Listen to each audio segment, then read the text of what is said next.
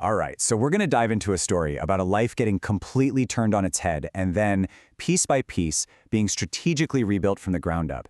And look, this isn't just about a breakup. It's really a masterclass in what you do when the entire rulebook for your life gets rewritten without you getting a say.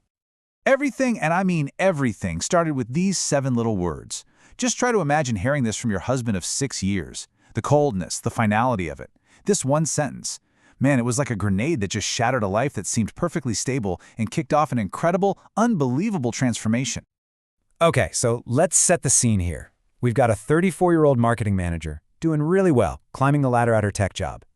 Her and her 32-year-old husband, Jesse, who's an HR consultant, they have what looks like, a totally normal, comfortable life. Nice house, 2 incomes, no kids just yet. From the outside looking in, everything looks just fine. So Jesse gets really deep into these online self-mastery and modern celibacy forums, right? And then one day he just drops this bomb. He announces this new boundary.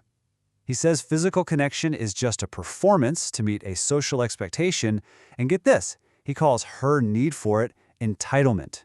And the craziest part? He completely shuts down any talk of counseling or even just discussing it. He basically bulldozed their partnership on his own. She really tried everything. She tried to understand, to connect, to find any sort of middle ground. But he just shut it all down. Every time she tried to talk, he'd twist her words around to make it seem like she was the one with the problem. And it didn't take long for her to realize, wow, I'm not his partner anymore. I'm just a roommate who helps pay the mortgage. It was, as she put it, a total emotional desert. So after weeks of living in this just hopeless situation, she has this moment of absolute clarity.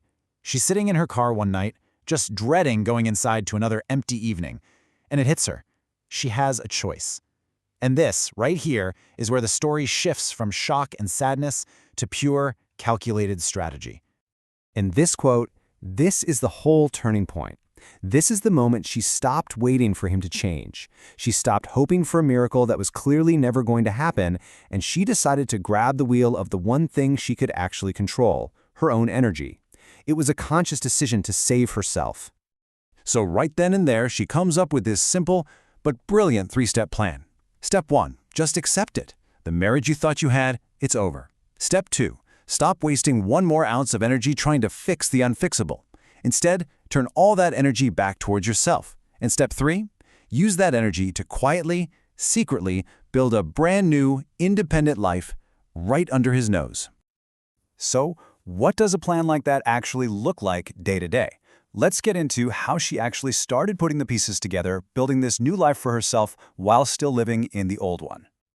She started small, waking up at 5:30 for meditation instead of hitting snooze, hitting the gym after work instead of coming straight home to, nothing. She started calling up old friends, not to complain about him, but just to feel like herself again. She bought clothes that made her feel good, powerful, and the whole time, every spare dollar started going into a private bank account she called her escape fund. But probably the biggest change was she dusted off her old passion for photography. She bought a new camera, signed up for some workshops, and just spent her weekends out in nature, shooting.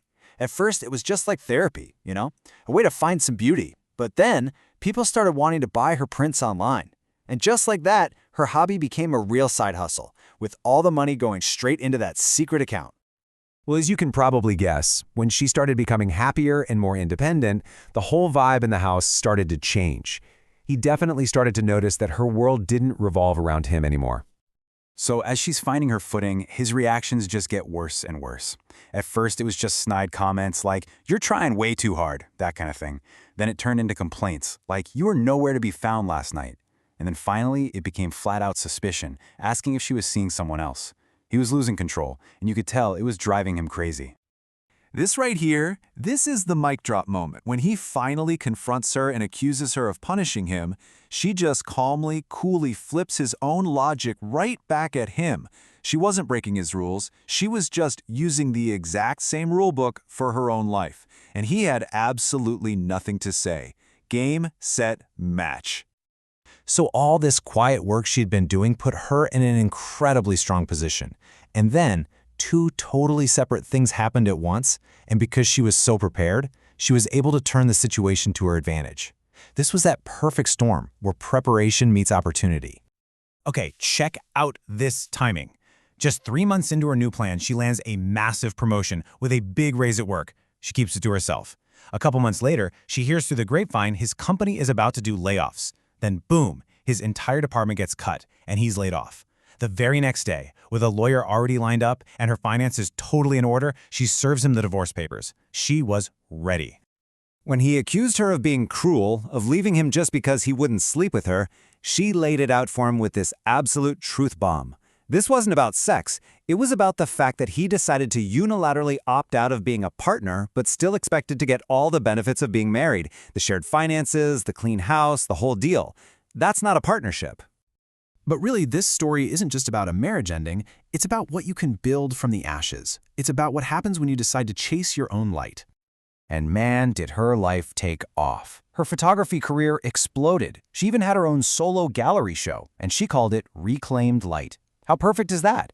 She got another promotion at her day job, and eventually she met someone new, a guy named Jack who was also a photographer. They didn't meet because she was lonely, but because they shared a passion. And that's really the key to the whole thing. Jack didn't ride in on a white horse to save her. She had already saved herself.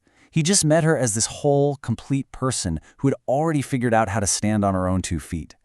Their thing was built on respect and shared joy, not on need. This was the little caption she put on the main photo at her gallery show, and it just perfectly sums up the whole story, doesn't it? What felt like this dark, final, brutal ending turned out to just be the beginning of a whole new day. So the whole story kind of leaves us with this one big question. Her entire life changed the second she stopped waiting for him to give her permission to be happy. It really makes you think, right? What incredible potential is just sitting inside all of us, waiting for us to stop asking for permission and just go find our own light?